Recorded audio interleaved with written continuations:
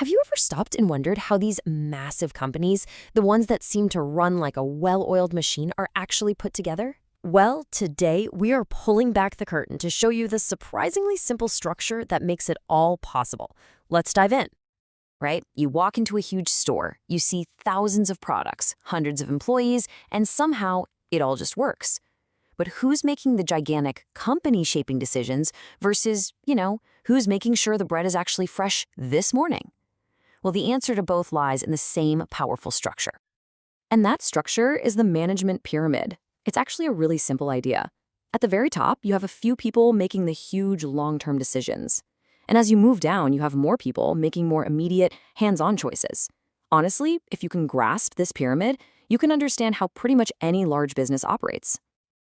Okay, so let's start at the absolute peak of our pyramid, the top level. The best way to think about these leaders? They're the architects. They're the ones designing the grand blueprint for the entire company's future. So this group is exactly who you think it is. The CEO, the board of directors, the C-suite executives. Their job isn't about today's sales numbers or what happened yesterday. No, it's all about long-term strategic moves. They're drawing the map that's going to guide the company for years and years to come. And when we say long-term, we really mean it. The decisions they make often don't fully play out for 3, 4, even 5 years or more. They're constantly asking questions like, what do we want this company to be in 5 years? And what huge investments do we need to make today to make that a reality? And these are massive company-wide decisions. So for a big retailer like Pick and Pay, it's the top management who gives the green light to something huge, like opening 50 new stores or completely overhauling the checkout technology for every single location in the country. Big picture stuff. Okay, so the architects have drawn this beautiful blueprint, but how does a drawing become an actual building? Well, that brings us to the next level down our pyramid, the middle level, and I like to call them the translators. These folks are the absolutely vital link in the chain. We're talking about people like department heads, a marketing manager, for example, or maybe a regional manager. Their entire job is to take that long-term strategy from the top and make it tactical, breaking it down into real, actionable, medium-term plans. And this is exactly where that translation happens. So top management sets the big strategic goal. We need to grow our market share. Simple enough, right? Then the middle manager, let's say the head of marketing, translates that into a specific tactic. Okay, got it. Here is the 6-month advertising campaign we're going to run to make that growth happen. See? From vision to action. So they're the ones juggling the practical side of things. They're handling the budgets, they're assigning the people to the right projects, and they're tracking how their teams are performing. And crucially, they're that essential bridge, communicating goals down from the top and reporting results and issues back up the chain. Let's think about it this way. The regional manager for Pick and Pay isn't deciding if new stores should open. That's a top-level architect decision. But they are 100% responsible for making sure all the stores in, say, their entire region are hitting their sales targets and running smoothly. And that brings us, finally, to the foundation of the pyramid. This is where the rubber meets the road, where the action happens every single day. Let's talk about the lower level, the conductors. These are your frontline leaders, your supervisors, your team leads, your shift managers. Their entire world is about short-term operational decisions. They are not focused on next year or even next month. They're focused on right now. Their main question is always, what do we need to do today, right now, to keep things running perfectly? A supervisor's day is a constant juggle.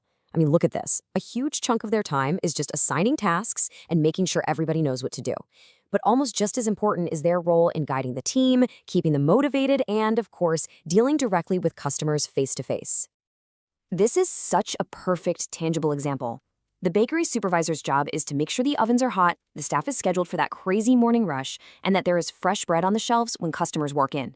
It is immediate, it is hands-on, and it is absolutely essential. And this, right here, is what makes their role so incredibly critical. They are the company's eyes and ears on the ground. They are the only ones in this whole pyramid who have direct daily contact with both the frontline employees and the customers. They see what's really working and what's not, in a way nobody else possibly can. So there you have it, our architects, our translators, and our conductors. Now, let's just take a quick look at how they all lock together to make one single successful organization. Okay, let's boil it all down. you've got top management at the peak. Their role? Setting the vision. Their decisions? Strategic. And their time frame? Long term. We're talking years. Then you have middle management. Their role is to plan the actions. Their decisions are tactical, and their time frame is medium term. Think months. And finally, lower management. Their role is to execute tasks, making operational decisions on a short-term, daily basis.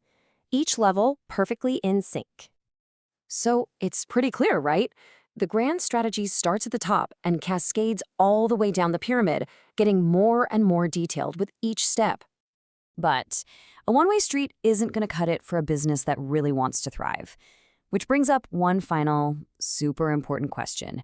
For this whole system to work perfectly, what absolutely essential element has to flow in the other direction, from the bottom all the way back to the top?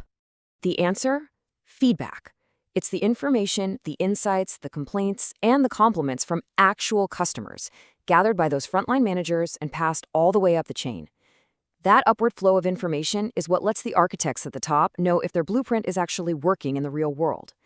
That is what turns a good company into a great one. And that is the secret to how the show is really run.